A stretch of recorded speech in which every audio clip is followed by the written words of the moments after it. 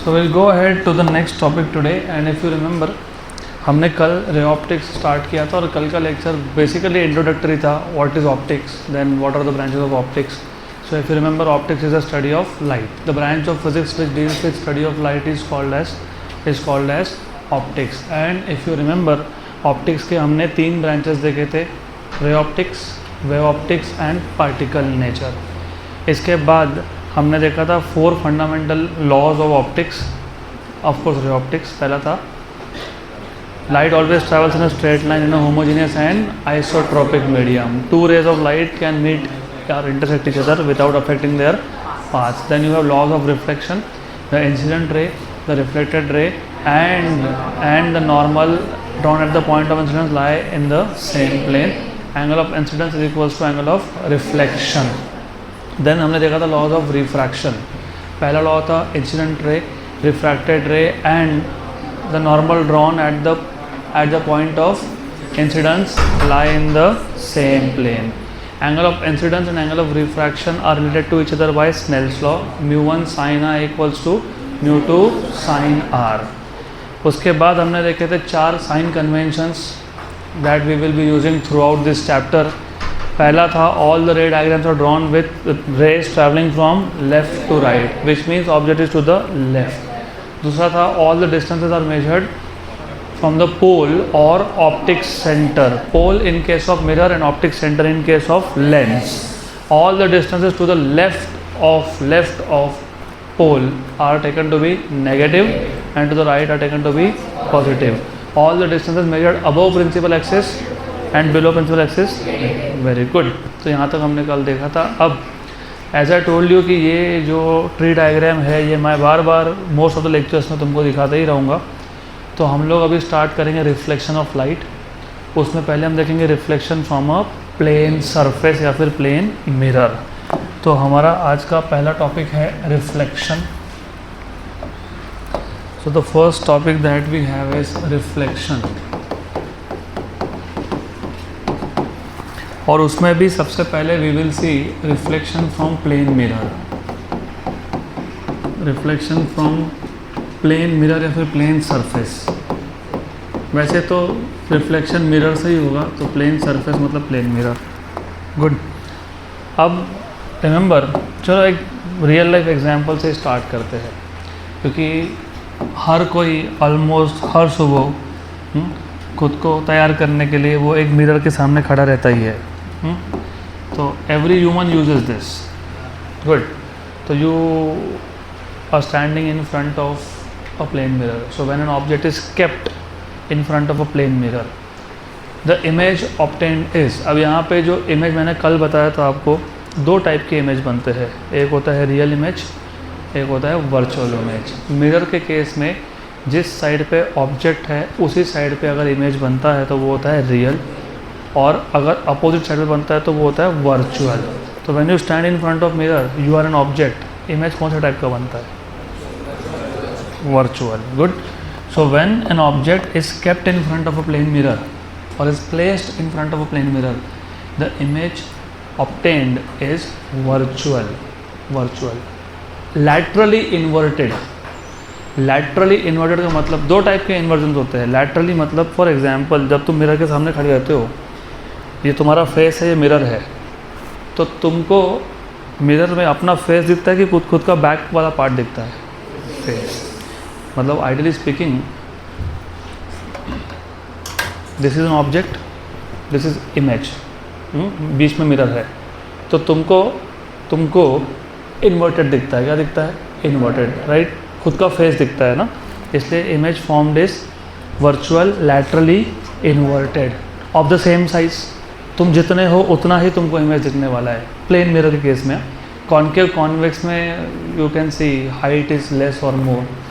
तुम पतले के मोटे हो जाते हो, मोटे के पतले हो जाते हो, वो सब कॉन्केव और कॉन्वेक्स में. यहाँ पे it is of the same size and it is eight the same distance. तो तुम अगर मिरर से 50 सेंटीमीटर पे खड़े हो तो तुमको इमेज भी 50 सेंटीमीटर पे ही दिखने वाला है. तो when an object, so now this is an object, मतलब a human is an object here. तो when an object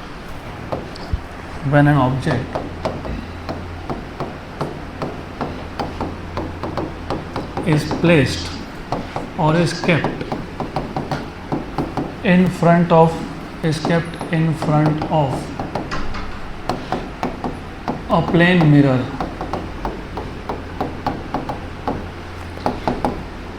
the image obtained is virtual, laterally inverted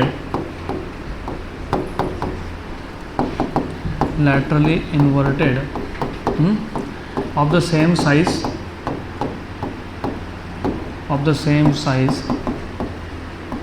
and at the same distance.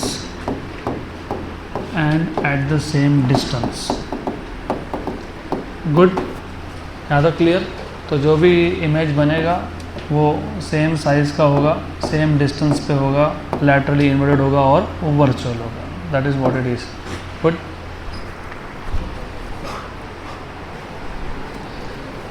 तो this was all about one object and one mirror. तो अभी ऐसा भी हो सकता है कि यू हैव टू मिरर्स और उन दो मिरर के बीच में एक ऑब्जेक्ट है. So in that case multiple images are form. तो फॉर एग्जांपल केस 2, पहले मैं डायग्राम से समझा देता हूँ आपको. तो फॉर एग्जांपल अगर हमारे पास let us say we have two mirrors which are inclined to each other. Inclined मतलब दोनों में कुछ एंगल है. So which are inclined to each other at some angle theta. इन दोनों के बीच में you have an object somewhere, right. तो अब due to multiple reflections number of images will be formed. देखो ऐसा है कि पहले मिरर ने इसका एक इमेज बनाया. अब ये इमेज और ये ऑब्जेक्ट, ये दोनों के दोनों दूसरे मिरर के लिए वापस से ऑब्जेक्ट बन गए, राइट. फिर remember you have a object जो दो मिरर के बीच में था, उसका इमेज बनाया पहले मिरर ने. अब ये इमेज दूसरे के लिए ऑब्जेक्ट है और ये भी ऑब्जेक्ट है, तो ये वापस से क्या बना देगा? इमेज. और ये जो इमेज बनाएगा उसके लिए वो इमेज फर्स्ट मिरर के लिए क्या बन जाएगा? ऑब्जेक्ट. तो due to multiple reflection number of images will be produced. Exactly कितने इमेजेस बनेंगे वो दो चीज़ों पर डिपेंड करता है. How many number of images are form depends on two things. Number 1 angle between the two mirrors. Number 2 the location of object. तुमने object को कहाँ प्लेस किया उसके ऊपर. तो रिमेंबर इंपॉर्टेंट है, इस पर क्वेश्चंस भी आते हैं, आ सकते हैं ऑफ कोर्स. तो if an object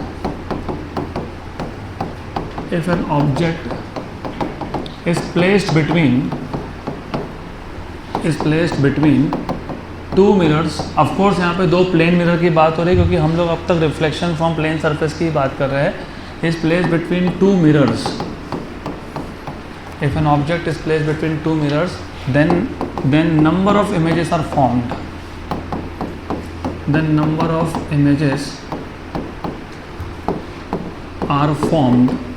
Due to multiple reflections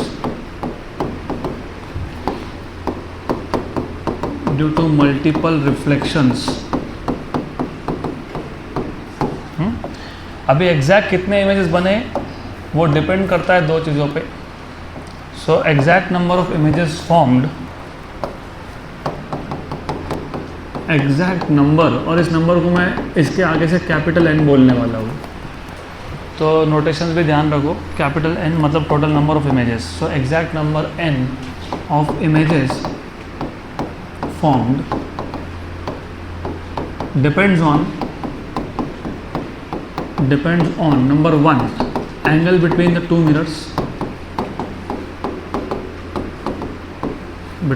mirrors, and number 2 location of the object या फिर पोजीशन ऑफ द ऑब्जेक्ट. अब ध्यान देना, मैं यहाँ पे तुमको एकदम वापस एक ट्री डायग्राम बना के दूंगा सो दैट यू रिमेंबर. कितने इमेजेस बने कैपिटल N, वो फाइंड करने के लिए पहले हम लोग एक नया पैरामीटर डिफाइन करते हैं जो होता है small n, which is defined as 360/θ, where theta is the angle between the two mirrors. वो मैंने डायग्राम ड्रॉ नहीं किया, चलो कर लूँगा. गुड.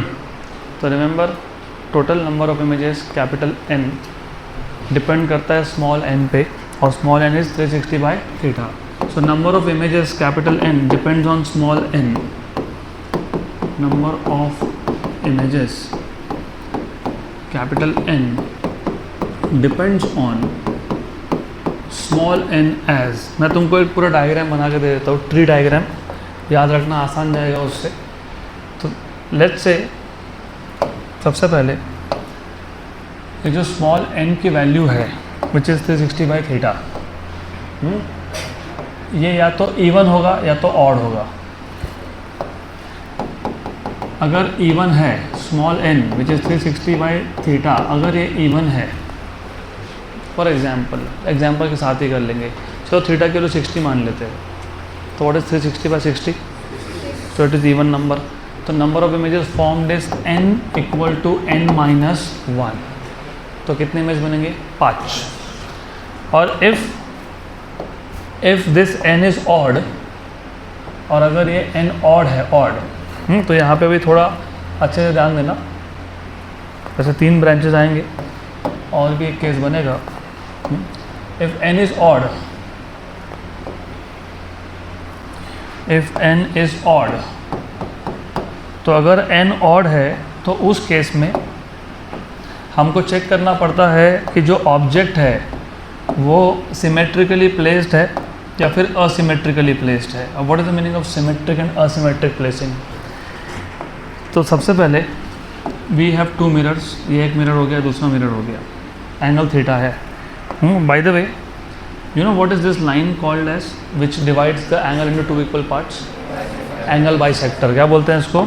Angle bisector. तो अगर ऑब्जेक्ट एंगल बाइसेक्टर पे है, ऑन द बाइसेक्टर, इसको बोलते हैं सिमेट्रिकली प्लेस्ड, क्योंकि इस केस में ऑब्जेक्ट का डिस्टेंस दोनों मिरर से सेम होता है। और जब बोलते डिस्टेंस, तो कौन सा डिस्टेंस? Perpendicular distance. मतलब आप दोनों मिरर पे परपेंडिकुलर ड्रॉ कर देते हो और दोनों मिरर से वो डिस्टेंस क्या आता है? सेम। इसलिए उसको बोलते हैं सिमेट्रिकली प्लेस्ड, या तो ऑन एंगल बाइसेक्टर। तो अगर ऑब्जेक्ट सिमेट्रिकली प्लेस्ड है, कैसा प्लेस्ड है? सिमेट्रिकली प्लेस्ड है, मतलब ऑन एंगल बाइसेक्टर है, तो no change in the formula, n equals to n-1, there is no change in the formula at all. Good. और अगर असिमेट्रिकली प्लेस्ड है, असिमेट्रिकली प्लेस्ड है, असिमेट्रिकली प्लेस्ड का मतलब होता है जो ऑब्जेक्ट है वो ऑफ एंगल बाइसेक्टर है, मतलब वो एंगल बाइसेक्टर पे नहीं है। तो इस केस में capital N equal to small n। Good.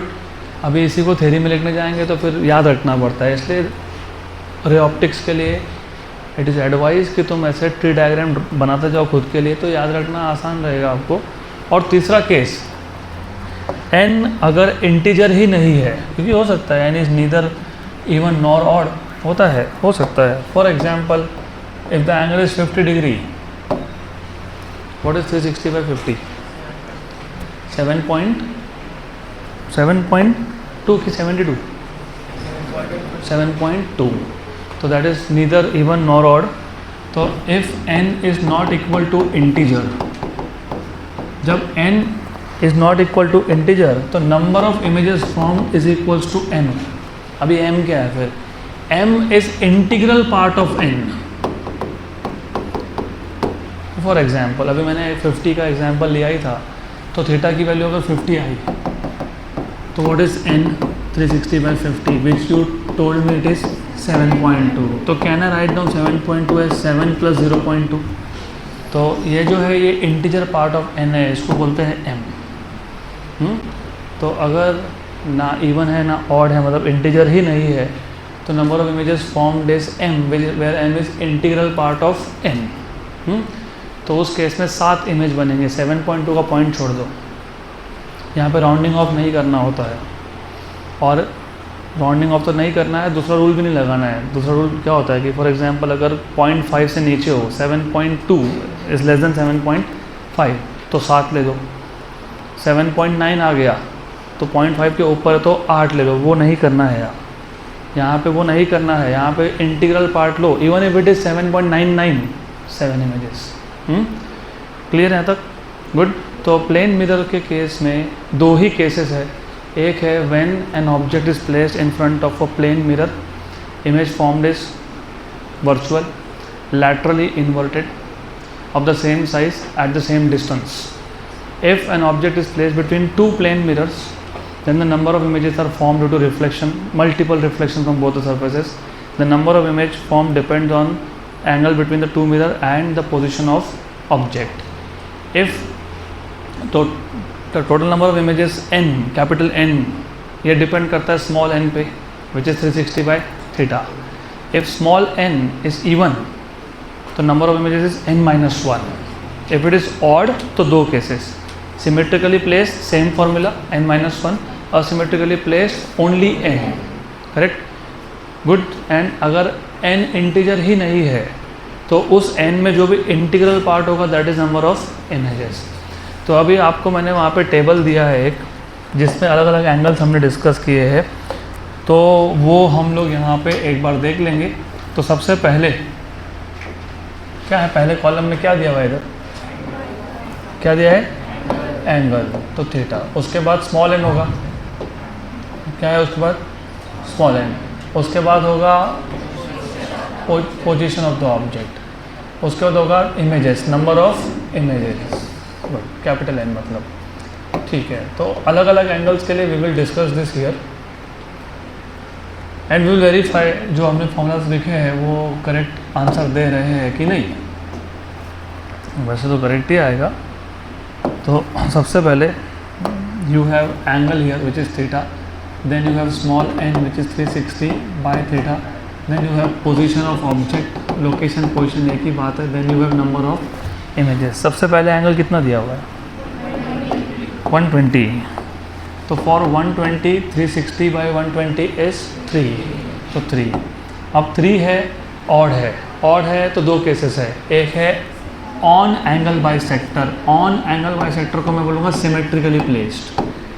Symmetrically placed है तो फिर होना चाहिए 3 minus 1, n minus 1, तो कितना होना चाहिए, है क्या आंसर 2, है ना. दूसरा सेम 123 बट नाउ असिमेट्रिकली प्लेस्ड. मेरे असिमेट्रिकली प्लेस्ड यू हैव 3. गुड. उसके बाद क्या एंगल है, 110. तो it is 360 by 110, 36 by 11. 36 by 11 is 3.28, 3.2 something something, I don't care. Even 3 point what ever, I don't care. लेकिन अभी लिखना है तो लिख रहा हूँ यहाँ पे 36 डिवाइड बाई 11, 3.2727. ठीक है, 3.28 राउंड ऑफ करके. गुड. देन यहाँ पे मैटर नहीं करता, डज नॉट मैटर. एनीवेयर बोलते हैं इसको, कहीं भी रखा हुआ object does not matter. So object can be placed anywhere. It is on angle bisector, of angle bisector, does not matter. Images are 3. उसके बाद क्या एंगल दिया है, 90. 360 by 90 is, if it is 4 doesn't matter where it is, anywhere.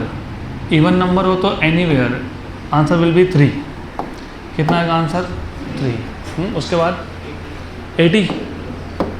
What is 360 by 80, 4.5. 4.5 तो again does not matter anywhere, the answer will be 4. Integral part 4. उसके बाद 72.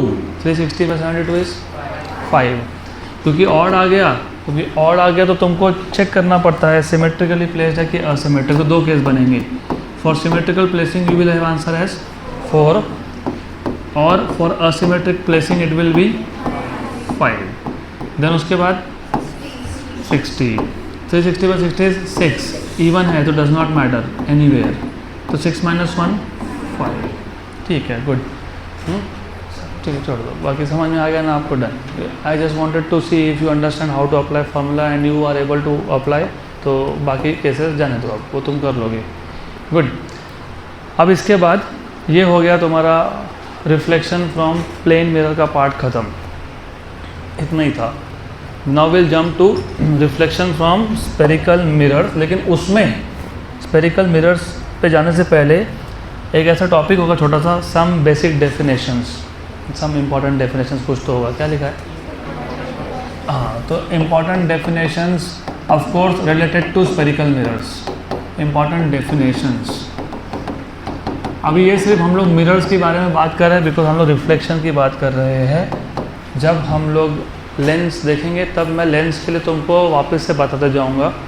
जैसे यहाँ पे मिरर में पहला डेफिनेशन है पोल। गुड। वैसे वहाँ पे क्या आएगा? Optic centre. तो पोल इज़ द मिड पॉइंट और geometric centre of the spherical mirror. तो फॉर एग्जांपल जो भी मेरे पास मिरर है, कॉनकेव है या फिर कॉन्वेक्स है, इनका जो भी ज्योमेट्रिकल सेंटर है या फिर इसका जो मिड पॉइंट है, देखो सिर्फ सेंटर बोल के नहीं चलेगा, क्योंकि जब तुम बोलते हो सेंटर तो ये जो स्फेरिकल मिरर है ये एक बड़े स्फीयर का छोटा सा पार्ट है। तो व्हेन यू से centre it could mean centre of the sphere जिसमें से तुमने इस मिरर को काट के निकाला। इसलिए यहाँ पे सेंटर बोल के काम नहीं चलता है। यू हैव टू से ज्योमेट्रिक सेंटर, मतलब मिरर कट करने के बाद जो मिरर का पार्ट बचा है उसका सेंटर, क्योंकि सेंटर के दो मतलब है, एक तो ज्योमेट्रिकल सेंटर या फिर सेंटर ऑफ कर्वेचर। तो पहला है pole, it is the mid point और geometric centre of the spherical mirror. So mid point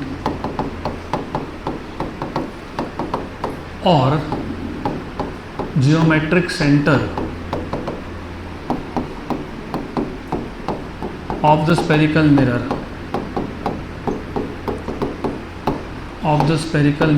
is known as pole,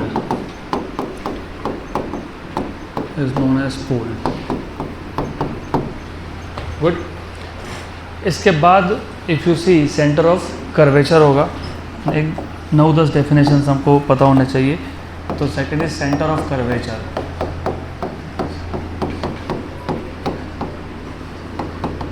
centre of curvature, तो चलो ध्यान दो यहाँ पे। देखो हमारे पास ना एक स्फीयर था, हमने इस एक स्फीयर का एक छोटा सा पार्ट कट कर लिया, करेक्ट।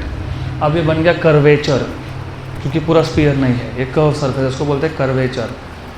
लेकिन ये कर्वेचर जिस स्फीयर से तुमने काट के निकाला है उस स्फीयर का जो सेंटर था उसको बोलते हैं centre of curvature.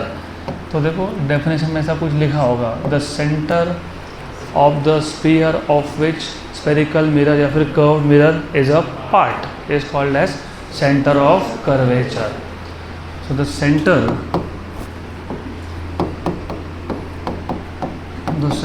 Of sphere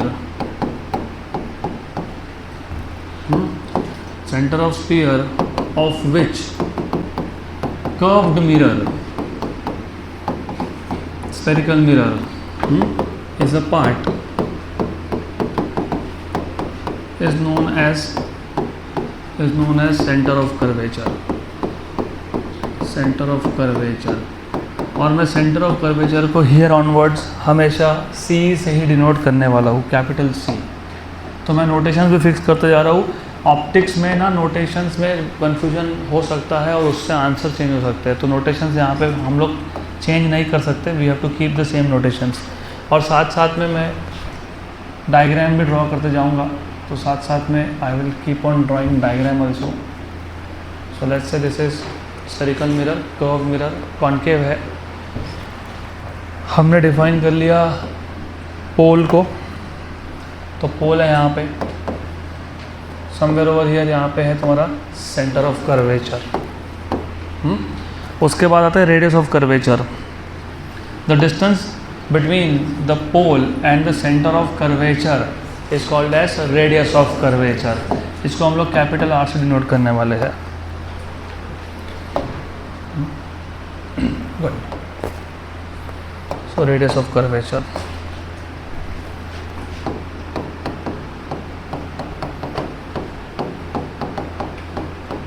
radius of curvature R, the distance between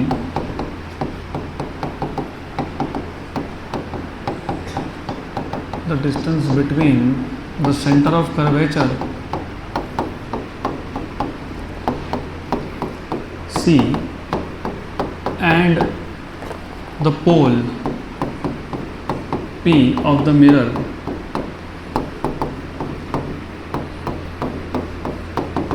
is known as radius of curvature,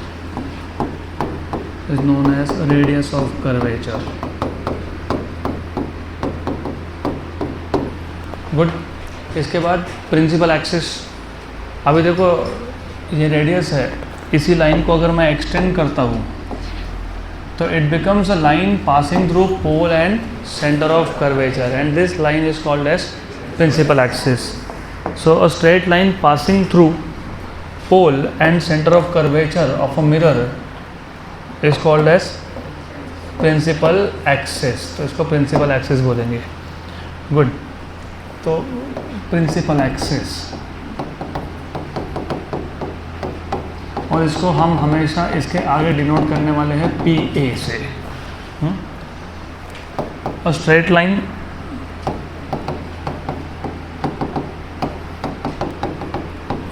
line passing through,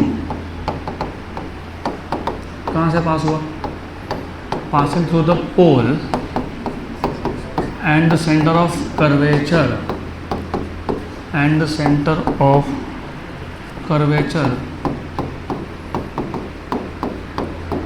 of the mirror is known as principal axis. Good. अब इसके बाद we have to define something called as focus. Focus ही है ना इसके बाद. Focus या फिर focal point एक ही बात है. Focus के अलग अलग definitions है.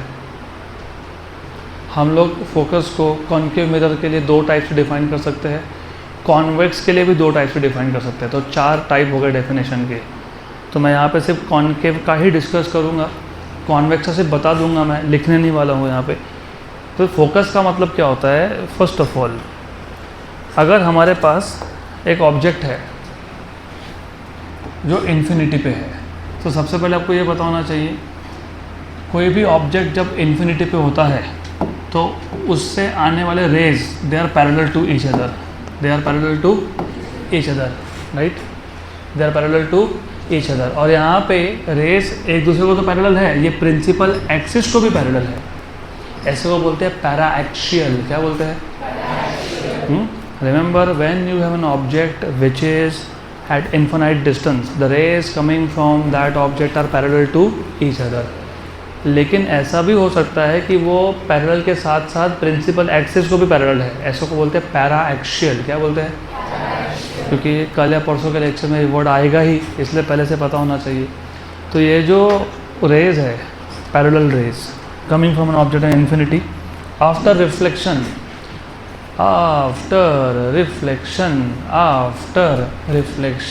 फ्रॉम कॉन्केव मिरर, क्योंकि कौन सा मिरर है? Concave. converge at a point on the principal axis, and this point of convergence is called as focus. Capital F है वो, स्मॉल f नहीं है वो. यहाँ पे गड़बड़ कर मत देना. फोकस या फिर फोकल पॉइंट. तो फोकस, तुम्हारा भी फोकस यहाँ पे होना चाहिए. समझ गए क्या? फोकस यहाँ पे होना चाहिए, मतलब all your attention should be here on a single board, not single point. Good. तो कैसे डिफाइन करोगे बताओ? The rays of an object at infinity after reflection from, of course, concave mirror converge at a point on the principal axis. This point of convergence is known as focus. The rays of an object,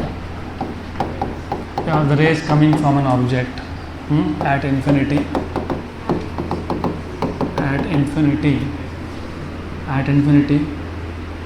converge on a point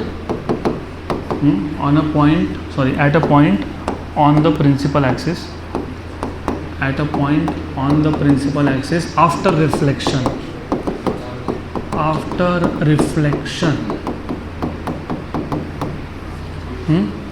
Correct. The rays of an object at infinity converge at a point on the principal axis after reflection, right? इस point को क्या बोलते हैं? This point of convergence is known as focus.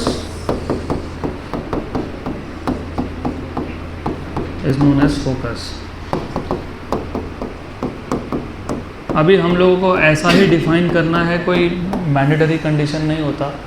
तुम ऐसा भी बोल सकते थे of course, and you must no now कि ये जो पॉइंट ऑफ कॉन्वर्जेंस है यहीं पे इमेज बनता है,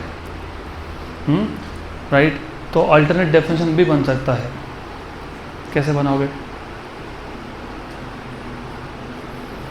फोकस पे क्या बना? इमेज बना। किसका बना? ऐसे ऑब्जेक्ट का जो कहाँ था? इन्फिनिटी में। तो बताओ अल्टरनेट डेफिनेशन बना के। The point on the principal axis where image of an object kept at infinity is formed is called as focus. तो तुमको यहाँ से एक चीज़ और समझ में आ गई, जब भी ऑब्जेक्ट इन्फिनिटी पे हो उसका इमेज हमेशा फोकस पे ही बनता है। और पूरे ऑप्टिक्स में मैं बहुत बार तुमको नोट्स ओपन भी नहीं करने दूंगा, क्योंकि ये सारा तुम्हारे सिस्टम के अंदर, मतलब तुम्हारे ब्रेन के अंदर होना चाहिए। तो ऑब्जेक्ट अगर इन्फिनिटी पे है तो इमेज कहाँ बनता है? फोकस पे, irrespective of whether it is a concave mirror, a convex mirror, a concave lens और कॉन्वेक्स लेंस। हमेशा याद रखना आप। थोड़े थोड़े चेंजेस होंगे वो तब का तब देखेंगे, बट फिलहाल याद रखना, if the object is at infinity where is the image formed? Focus. कहाँ बनता है? और फोकस एक पॉइंट है। क्या है? एक पॉइंट है, मतलब image formed is a point image. Object कितना भी बड़ा हो उसका इमेज एक सिंगल पॉइंट में बनता है, उसको बोलते हैं पॉइंट डिमिनिश्ड। क्या बोलते हैं? Point diminished. पॉइंट डिमिनिश्ड मतलब ऑब्जेक्ट का जो साइज़ है वो इमेज साइज से बड़ा है, इमेज का साइज़ छोटा है, डिमिनिश हो गया, कम होना, और एक पॉइंट में बनना, तो point diminished. So alternate definition, a point on the principal axis where image of an object kept at infinity is formed। जो ऑब्जेक्ट इन्फिनिटी पे था उसी का इमेज उस पॉइंट पे बनता है। kept at infinity is formed is known as, is called as focus। ये तो हो गया कॉन्केव मिरर के लिए। अभी कॉन्वेक्स के लिए वैसे बता देता हूँ आपको, मैं लिखूँगा नहीं। कॉन्वेक्स के लिए ऐसा केस है, कॉन्वेक्स के लिए ये प्रिंसिपल एक्सिस है। कॉन्वेक्स के केस में डाइवर्जिंग होता है, तो बेसिकली जो रेज आ रहे हैं वो रिफ्लेक्शन के बाद डाइवर्ज हो रहा है, डाइवर्ज, तो they are diverging, they are diverging rays. तो इन रियलिटी रेज ऐसे आए और ऐसे गए, लेकिन देखने वाले को ऐसा लगता है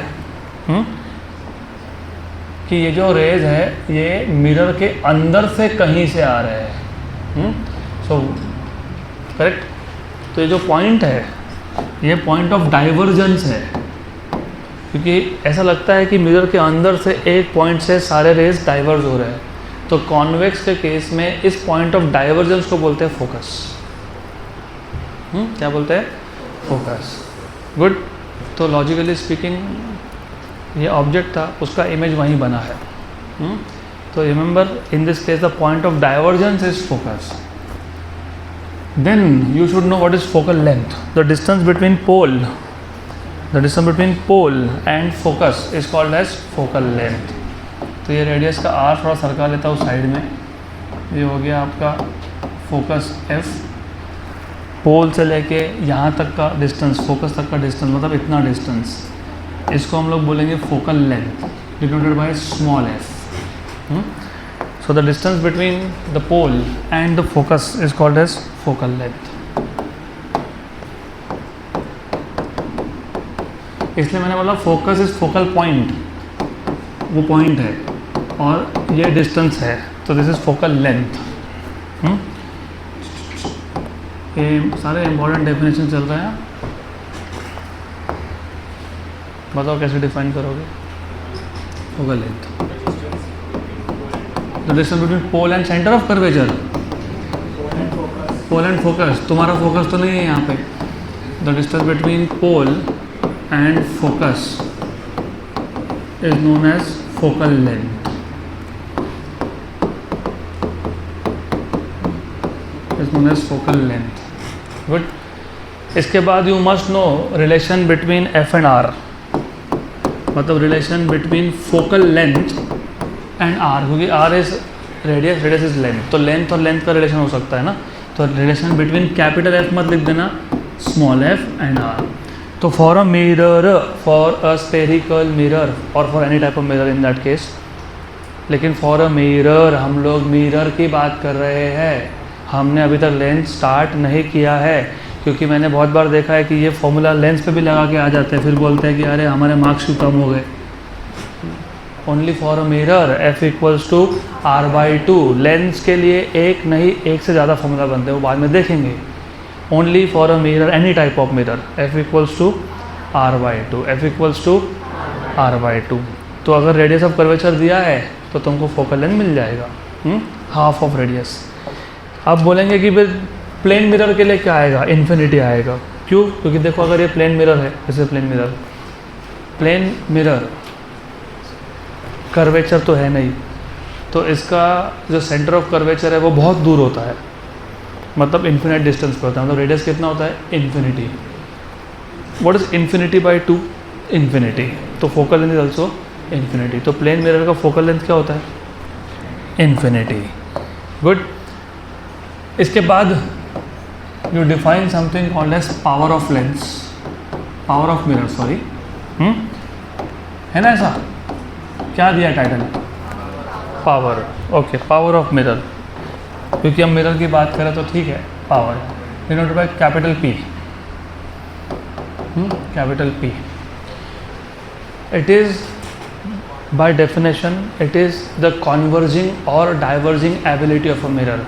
कॉनकेव मिरर है तो उसका कॉन्वर्जिंग एबिलिटी, मतलब वो रेज को कितना कॉन्वर्ज कर पा रहा है, और अगर कॉन्वेक्स है तो diverging ability. So the converging और डाइवर्जिंग एबिलिटी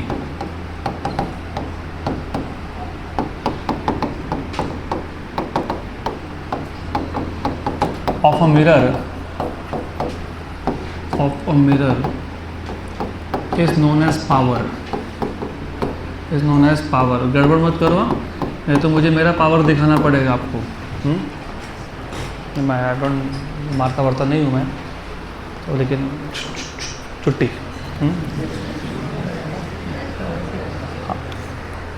लेकिन कभी कभी लाइफ में इंस्टेंस आते हैं जो ज़्यादा नालायक होते हैं, जो फ्यूचर में खलनायक बन जाते हैं, उनको रोकने के लिए टेम्पररी इलाज करना पड़ता है ना।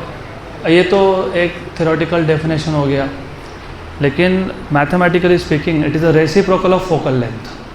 तो 1/f को बोलते हैं हम लोग power. It is the reciprocal of focal length.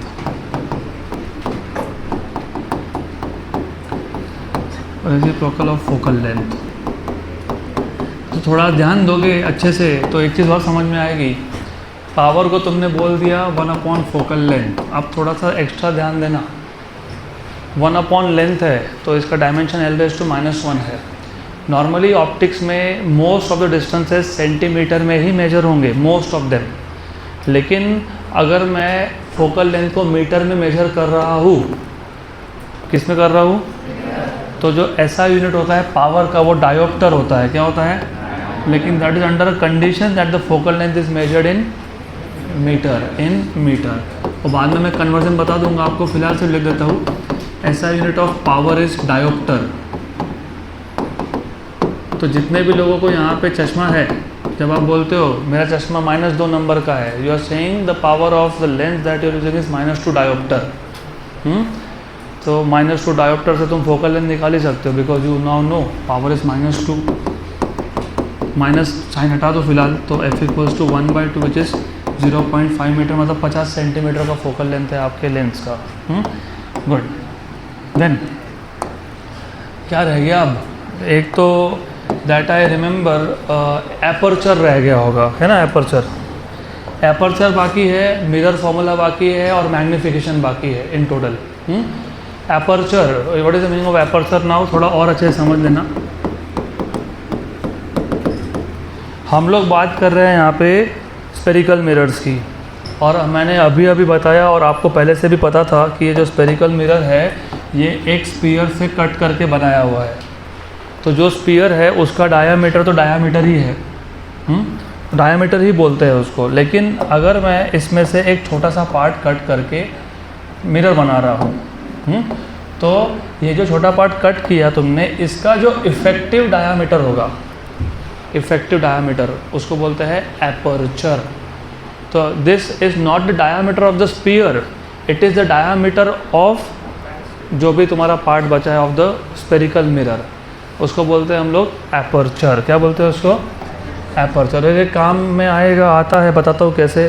Those who are into photography, तुमने सुना भी होगा ये वर्ड एपर्चर। है कि कोई फोटोग्राफी इसका हॉबी है? कुछ नहीं। आधे लोग, आधे नहीं, almost 100% students, you don't do sports, you don't do photography, you don't do anything, you don't even study. Good. Life में बैलेंस बनाना सीखो, नहीं होता है इससे। कभी भी याद रखना, तुम्हारा जो ब्रेन है ना, मतलब तुम खुद को नहीं समझे आज तक। तुम 10 घंटे कंटिन्यूस बुक के सामने बैठ जाओ और तुम 2 घंटे पढ़ो और 1 आध घंटा 2 घंटा अपना हॉबीज़ करो, लर्निंग इज़ सेम, क्योंकि your brain also needs some kind of change. तो दिन भर सिर्फ बैठे रहना और बैठे बैठे कुछ नहीं करना, अगले दिन टेंशन लेना, उससे कुछ नहीं होता है। ठीक है, अभी जिनको नहीं पता एपर्चर क्या है, थोड़ा बहुत बता दूंगा मैं। पहली बात तो बताना चाहिए, the effective diameter of the spherical mirror. Effective मतलब तुमने जितना भी पार्ट स्फीयर में से निकाला, जो बचा है उसका diameter. The effective diameter of a spherical mirror, गड़बड़ नहीं, mirror is known as aperture, is known as aperture. Okay, good. अभी जिनको नहीं पता, कैमरास में, वैसे कैमरास में मिरर नहीं यूज़ होते, लेंस यूज़ होते हैं। टेलीस्कोप में दोनों यूज़ हो सकते हैं, depending on refracting type of telescope है कि रिफ्लेक्टिंग टाइप ऑफ टेलीस्कोप है। रिफ्रैक्टिंग टाइप ऑफ टेलीस्कोप में 2 लेंस यूज़ होते हैं, रिफ्लेक्टिंग टाइप में मिरर यूज़ होता है।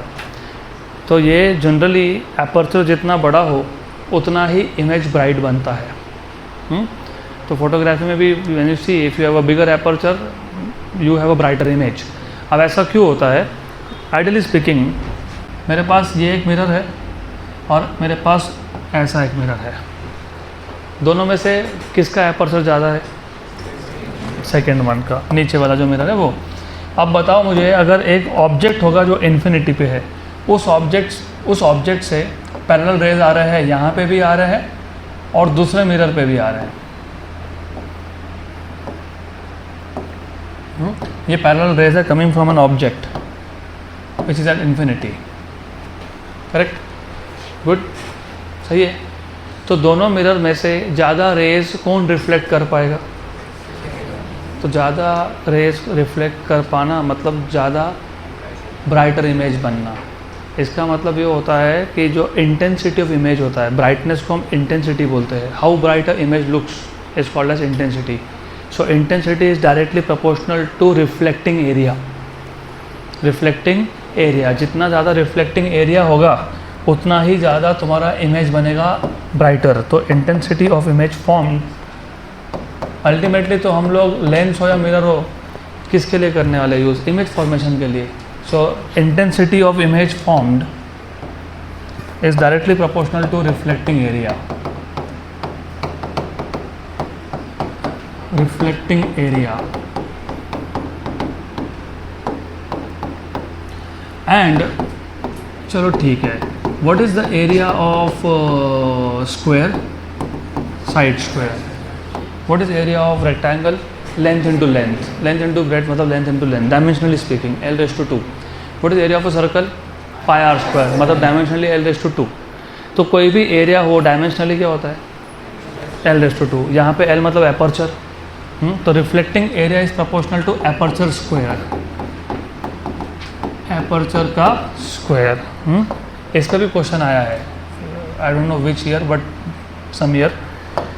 Intensity is proportional to reflecting area, but reflecting area is proportional to aperture square. So intensity is proportional to aperture square. इसके लिए aperture जितना बड़ा होता है उतना ही इमेज ब्राइट बनता है। क्या बनता है? मैंने ये नहीं बोला अच्छा बनता है, डिफरेंस है।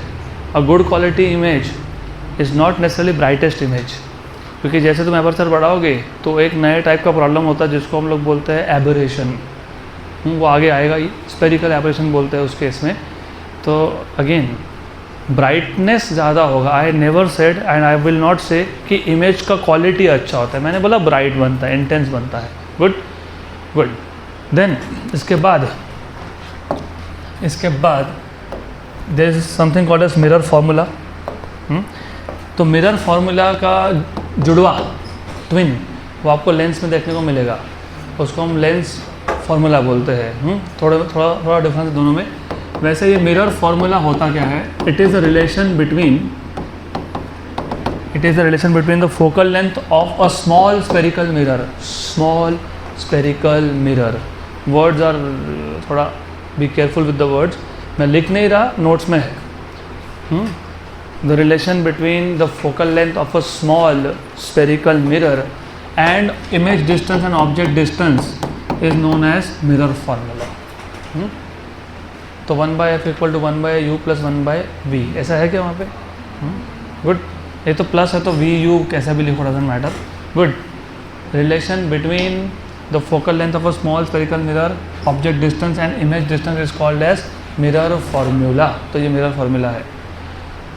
स्मॉल स्पेरिकल मिरर का मतलब ये होता है, अच्छे सुन लेना, इस केस में जो एपर्चर है, aperture effective diameter, it is minimum की बात कर रहा हूँ मैं, it is 1/10 of object distance और इमेज डिस्टेंस और रेडियस ऑफ कर्वेचर। मतलब अगर फॉर एग्जांपल अगर ऑब्जेक्ट डिस्टेंस और फोकल लेंथ, अगर ऑब्जेक्ट डिस्टेंस मान लेते हैं 200 सेंटीमीटर है, कितना है 200 सेंटीमीटर, तो एपर्चर 20 सेंटीमीटर है, उससे कम होना चाहिए, 1/10। तो ऐसे मिरर को बोलते हैं हम लोग स्मॉल स्पेरिकल मिरर। तो ये जो फॉर्मूला तुमने लिखा है ये किसी भी मिरर के लिए नहीं है, this is for a small spherical mirror. वैसे नॉर्मली तुमको क्वेश्चंस स्मॉल स्पेरिकल मिरर के लिए ही आने वाले हैं। गुड। और ये हमने जो फॉर्मूला लिखा है ये हमने बनाया है फॉर पॉइंट ऑब्जेक्ट्स। तो object in the form of point या फिर फाइनाइट ऑब्जेक्ट, तो ऑब्जेक्ट का साइज़ भी बहुत छोटा है। देन इसके बाद, अभी ये इंपॉर्टेंट है, थोड़ा स्पीड कम करता हूँ और डिटेल में बताऊँगा। There is something called as magnification. Magnification को हम डिनोट करने वाले हैं स्मॉल m से। गुड। मैग्निफिकेशन का जनरल मतलब होता है ऑब्जेक्ट के साइज़ के कंपैरिजन में इमेज का साइज़ कितना है। तो मैग्निफिकेशन, वैसे तुम लोगों ने वो बाई कॉन्वेक्स लेंस यूज़ किया होगा जिसको तुम मैग्नीफाइंग ग्लास बोलते हो। Why do use that? For magnification.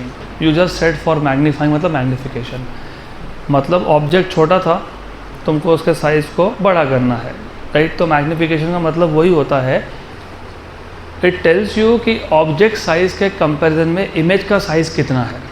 So therefore it is a ratio of size of image to that of size of object. तो साइज़ ऑफ इमेज को मैं I से डिनोट करने वाला हूँ और साइज़ ऑफ ऑब्जेक्ट को O से। तो ये रेशो है I/O का। So it is defined as the ratio of, it is defined as the ratio of size of image to that of size of object, to that of size of object.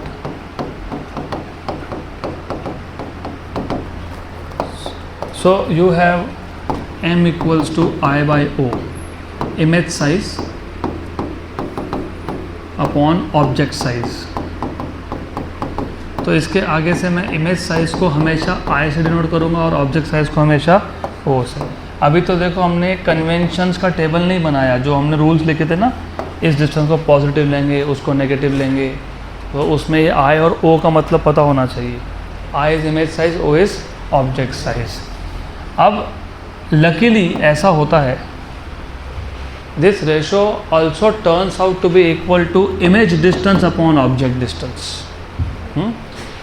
Bye chance ऐसा होता है कि this ratio also is equal to image distance upon object distance. So this ratio turns out to be equal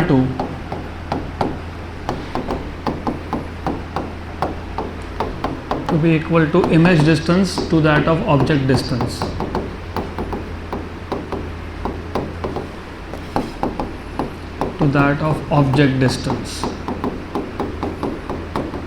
तो image size by object size या फिर image distance by object distance is magnification. और magnification होते हैं दो type के. अभी फ़िलहाल दो टाइप, जब मैं जेई नीट का कवर करवाऊँगा तो उसमें मैं और एक टाइप ऐड करूँगा. आपके स्टेट बोर्ड के हिसाब से दो ही टाइप है तो दो ही, और आपके स्टेट बोर्ड के हिसाब से ये दोनों लीनियर मैग्निफिकेशन है. क्या ये लीनियर मैग्निफिकेशन? इसलिए यहाँ पे एक वर्ड ऐड करना पड़ेगा. It is defined as the ratio of linear size of the image to that of linear size of the object. तो इसको मैं अब इसमें ऐड कर रहा हूँ, क्योंकि ये एकदम से पहले बताता तो सोचते लीनियर मतलब क्या. लीनियर मतलब ऑब्जेक्ट जो है वो स्ट्रेट लाइन जैसा है, जैसे पेन. तो इस पेन का जो ऑब्जेक्ट साइज़ है वो अलॉन्ग वन लाइन है, और इसका इमेज भी वैसा ही बनने वाला है, अलॉन्ग वन लाइन. तो यह आपको जो स्टेट बोर्ड में है वो लीनियर की ही बात हो रही है. आगे जाके जेई नीट में मैं वैसे ही पूरा रिवाइज कराता ही हूँ. It is a quick revision, it will be a quick revision, तब बताऊँगा मैं. और तो यहाँ पे एक दो वर्ड तुमको पता होने चाहिए. It is the ratio of linear size of the image to that of linear size of the object. Good. मैं जानबूझ के बाद में लिखा, याद रहेगा तुमको. उधर जेई नीट में एक एरियल मैग्निफिकेशन नाम का और एक आएगा. तो जब मैं यहाँ पे मैग्निफिकेशन बोल रहा हूँ तो I am talking about linear magnification. और इसमें दो टाइप आते हैं. एक होता है लैटरल और एक होता है longitudinal. So there is a lateral magnification and there is longitudinal magnification. Lateral and longitudinal.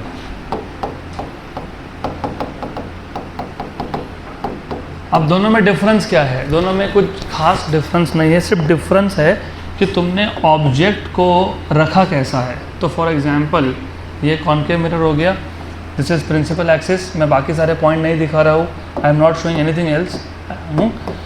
तो अब ऐसा है, एक केस में तुमने ऑब्जेक्ट को रखा है perpendicular to the principal axis, और ये object is like a line, तो it is a linear object. तो इसका इमेज भी बनेगा परपेंडिकुलर. बड़ा बनेगा, छोटा बनेगा, कहाँ बनेगा, कैसा बनेगा, वो सब आगे देखेंगे. अभी फ़िलहाल इतना पता होना चाहिए, if the object is kept perpendicular to principal axis, image formed is also perpendicular to principal axis. Longitudinal का मतलब होता है अलॉन्ग द लेंथ. इसका मतलब यहाँ पे जो ऑब्जेक्ट है वो अलॉन्ग द लेंथ है, पैरेलल टू प्रिंसिपल एक्सिस है, तो उसका इमेज भी क्या बनेगा, parallel to principal axis. Right. तो अब दोनों डेफिनेशन मोर और लेस सिमिलर है, सिर्फ एक एक वर्ड चेंज होता है. जैसे तुमने यहाँ पे बोला, it is defined as a ratio of linear size of image to that of object measured perpendicular to principal axis, और यहाँ पे measured parallel to principal axis, क्योंकि एक केस में तुमने ऑब्जेक्ट को रखा था परपेंडिकुलर और एक में रखा तुमने पैरेलल. गुड. तो definition wise is not much different, फिर भी मैं लिख देता हूँ just for you to remember. So it is the ratio of linear size of image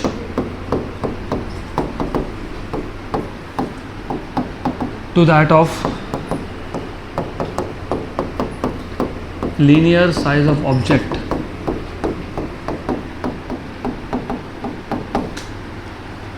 How are you measuring this? Measured parallel ki perpendicular?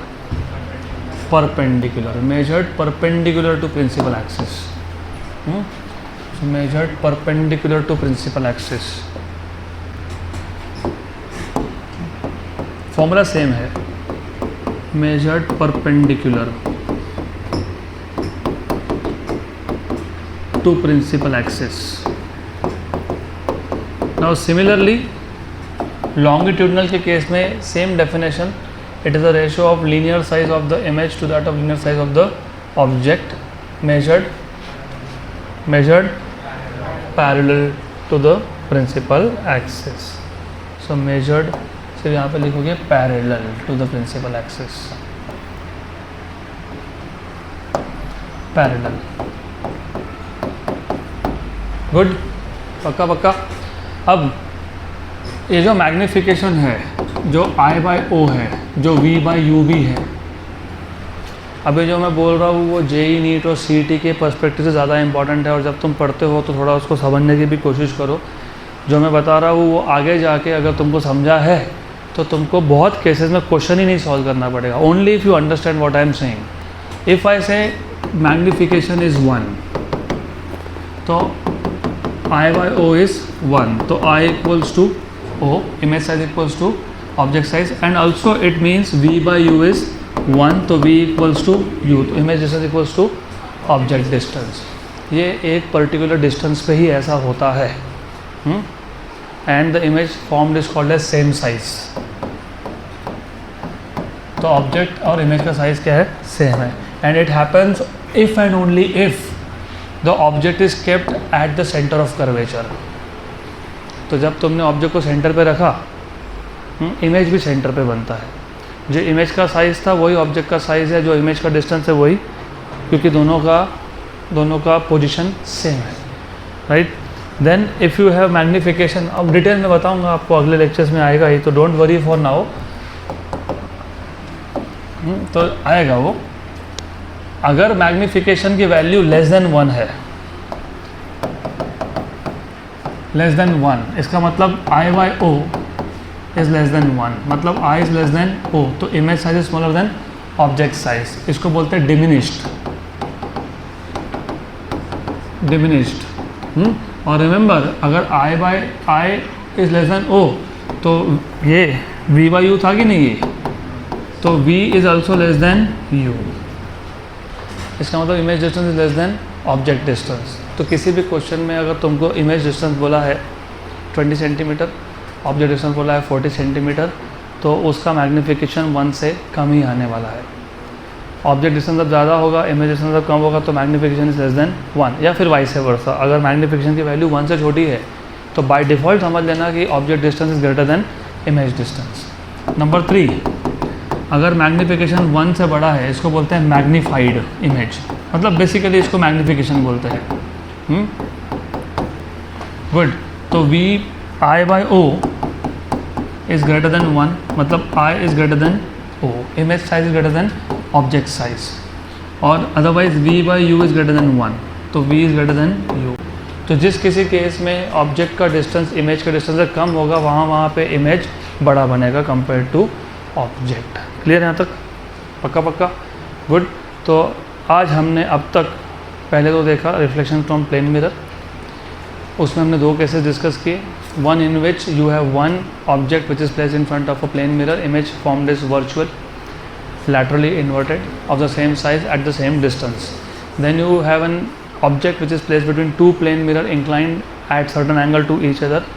Then the number of images formed depends on small n, which is 360 by theta. If small n is even, number of images is n minus 1. If it is odd, you will have to check कि object कहाँ पे है. If it is symmetrically placed on the angle bisector n minus 1, or symmetrically placed off the angle bisector n. And if small n is not integer, then total number of images capital N. मैं देख लेता हूँ capital N लिखा है कि नहीं. हाँ लिखा है. So capital N is M, where M is integral part of N. Clear यहाँ तक? गुड. इसके बाद हमने सिर्फ बेसिक डेफिनेशंस देखे आज. पोल, ज्योमेट्रिक सेंटर या mid point of mirror is called as pole. उसके बाद हमने देखा centre of curvature, the centre of the sphere of which spherical mirror is a part और curve mirror is a part. उसके देखा हमने radius of curvature, distance between pole and centre of curvature. फिर हमने देखा, if you remember, focus, principal axis, the line passing through pole and centre of curvature. फिर हमने देखा focus. Focus is a point on the principal axis where image of an object is form which is at infinity. Good. Then the distance between pole and focus is called as focal length. Relation between f and r is f equal to r by 2. Only applicable to mirrors. Lens के लिए नहीं, नहीं, नहीं, नहीं, नहीं, नहीं. Good. वहाँ पे बिल्कुल ये r/2 लिखना नहीं, वहाँ पे r/2 एक ही केस में आता है, वो देखेंगे हम कौन सा केस है। गुड। उसके बाद हमने देखा, if you remember we have seen aperture power 1 focal length measured in dioptres. फिर हमने देखा aperture, effective diameter of spherical mirror is called as aperture, intensity is proportional to aperture का स्क्वायर। उसके बाद हमने देखा mirror formula 1/f = 1/u + 1/v। उसके बाद हमने देखा magnification is the ratio of linear size of the image to that of linear size of the object, and it also turns out that this ratio is also equal to image distance upon object distance। Magnification दो type के, lateral and longitudinal. Lateral में object principal axis को perpendicular है तो हम सारे distances पर principal axis से परपेंडिकुलर मेजर कर रहे हैं, और लॉन्गिट्यूडनल में parallel. Good, done. So will stop for today.